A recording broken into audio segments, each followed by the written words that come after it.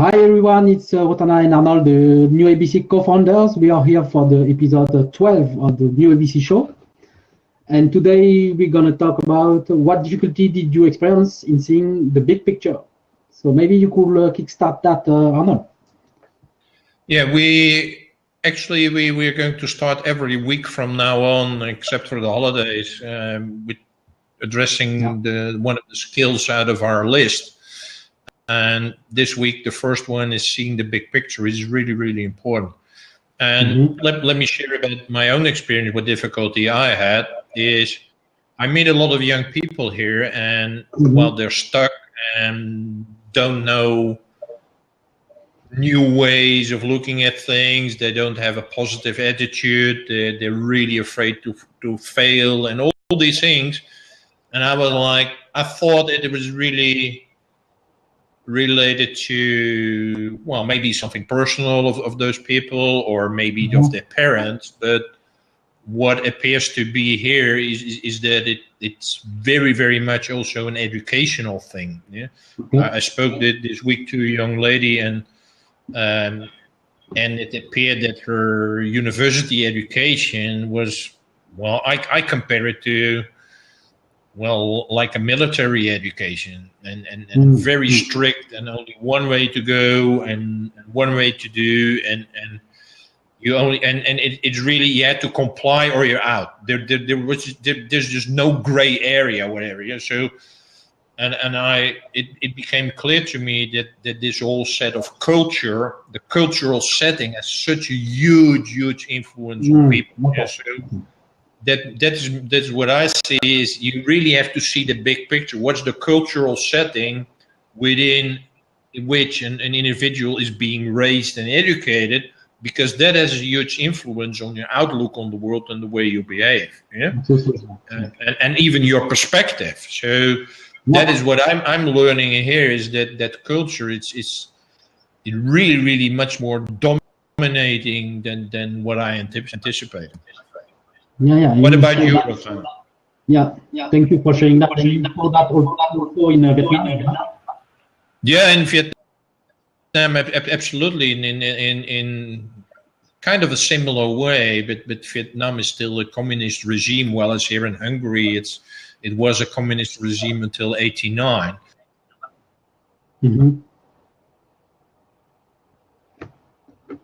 1989, but in Vietnam, and really only, well, the main thing, well, what you can also recall, Rotan, is everything is plan-based. Yeah? So there are 5-year plans, 10-year, 15-year plans. So nobody starts moving unless there is a plan. Yeah? And we all know that it's not relevant in today's society, because nobody is going to look like how next quarter will look like. But that's just part of their culture. So again, it's the same thing. The culture has such a large impact. So that's what you need to see the big impact. Don't look at the individual, because the individual is just behaving in line with what has been, well, I would say, kind of indoctrinated or even brainwashed within the culture. That's it. So yeah, I would say also that culture is a big one. And at the same time, there is also the fact that you can have bias and patterns in mind.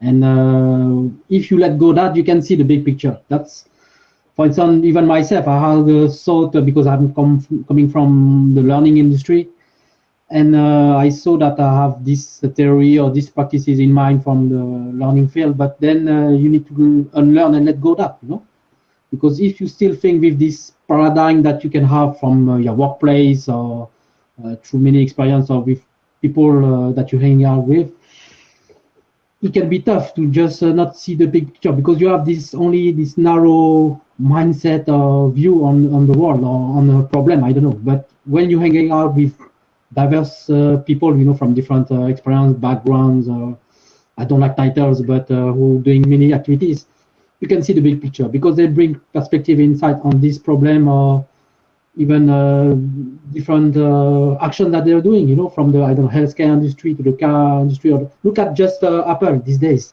They are doing things with the fashion industry at the same time, still with the design and startup scene, But they're bringing different approach for seeing the big picture on how they can serve better their customers, especially with, I don't know, Apple Watch or any other new product that they have.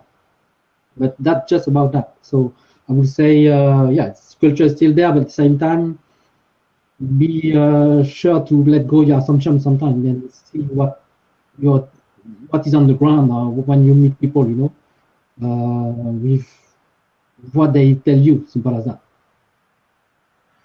Yeah, but I totally agree. And one of the meetings I had this week is that if you really have that limited scope of your own physical location and your existing friends and your family and your colleague, then you think that is your world, but that is only a very, very tiny part of the world. And that might have this kind of limiting is the right word, limiting impact on you. But once you start opening up to the world, literally, then it's like, oh, hey, there are more people out there who think similar as I, or hey, I'm not crazy after all, and what I think is right. And so that really helps you to put yourself and your own struggles or challenges in perspective.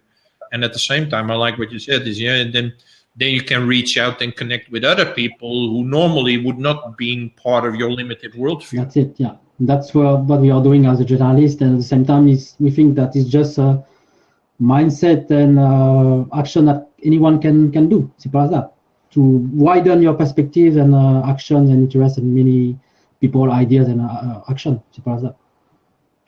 So that's a nice bridge into our next topic, widen the perspective. We have started with our team, with Tamas, yourself, and myself, about really moving into our customer development phase, because the products are well, at least our starting products, or the minimal viable products, as our lean friends would say, are where we are really getting started. And those are ready. So now we're ready to move into the next phase where we really move into,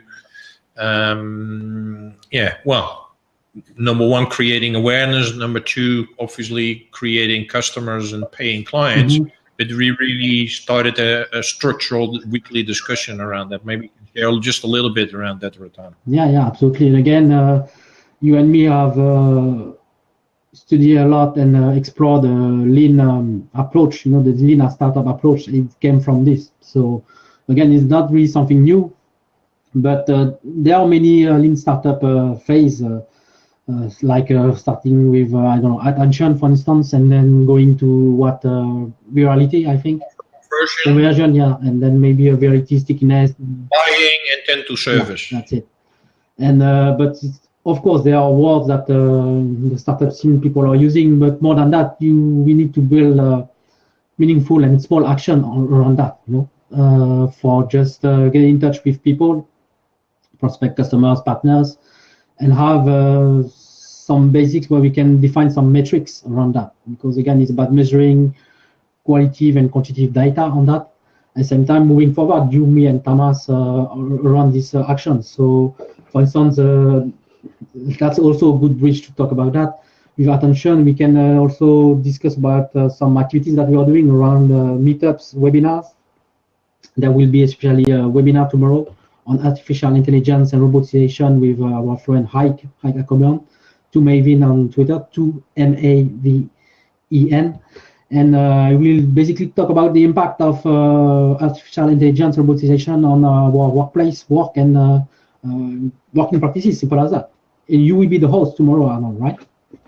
Yeah, and especially, of course, people, well, I assume most people have heard about these terminology, but what do they really mean, and what do they mean to me and my work? And is it going to impact me, or is it going to impact me in 30 years or tomorrow, whatever? So I'm really looking forward to that. But these webinars, which we do every 2 weeks, are really our part to help people raise the awareness that the world of work is changing, and is changing very rapidly. That's it. So it will be tomorrow, so Saturday at 10:30 a.m. CET. That will hang out. You have a link on our Twitter profile at the new ABC where you can sign up. There are still some seats that you can save, and looking forward to having you for this webinar on the next one. There will be also a meetup this Monday, Arnold, right? Yeah. Most of you might know that. Well, in every major city in the world, you have meetup.com, and you have, which means that you have physical locations where people get together and learn, train, present, grow together. But well, it's just about any topic under the sky. But we are starting the new worker meetup here in Budapest. And we have our first session next Monday evening at 7 p.m. So you're very welcome to join us. And we're really looking forward to that. Mukesh will share his experience of following our coaching and learning program. And I will talk about the awareness shift which is necessary in order to really feel that there's a shift which need to happen inside of myself. And that's what I will be talking about. Yeah, and then you will be able to see the big picture in this connection age or society these days. Absolutely. So you met also some folks this day in Budapest this week? Yeah. I had some very productive networking, but basically through our friend David, I got connected in Monterrey, Mexico, with an organization which is actually Danish, which is called Play Dexter, and they, well, you can check them out on Kickstarter, where they have a cool campaign at the moment. And I've been discussing with them that we stimulate and help our people in the learning by doing, because everything what we try to do is around learning by doing. But these guys are building very qubits, which are kind of, well, in Hungary they would say Rubik cube type of things, but with sensors and with everything, and which can really stimulate but also monitor and test and use analytics, how your creativity and things around that. So we're talking about developing things not only for kids but also for adults. So we had a very, very good meeting around that. Yeah. So looking forward to build this possible partnership with them and explore that. Yeah. Absolutely. And last, I in a location which we're using for a meetup, I did meet a very, very interesting guy called Gabriel from Argentina, and he did mention that really Argentina, well, he called it a jungle, is really a very challenging environment where people really need to be very good in life skills, and life skills are, well, not a luxury, but life skills are the matter of survival. So this afternoon I'm going to continue the conversation with him, how we can maybe, well, get started there or help people out there to deal with all the challenges in that part of the world. Great. So on that note, we wish you, because you're maybe celebrating in the US Thanksgiving, so have a great one, and have a great weekend all. Yeah, maybe we'll see you tomorrow at the webinar. That too, and maybe at the meetup. But again, feel free to just get in touch with us at the New ABC on Twitter. Also on Facebook, we have a page, the New ABC Global, and we will be pleased to get in touch with you. Okay. Well, yeah, you have to run for your volunteering activity, which is maybe you can share a little bit about that, because I think it's really important for what we do as human beings, that we're not only doing work for ourselves, but you and your mother are also doing things for other people, right? Yeah, absolutely. My mother is part of association here in my town, where we help people to just collect food, and then store them and then just sell them for poor people. So that's a yearly action that we are doing in the supermarket and then in their own local space, simple as that.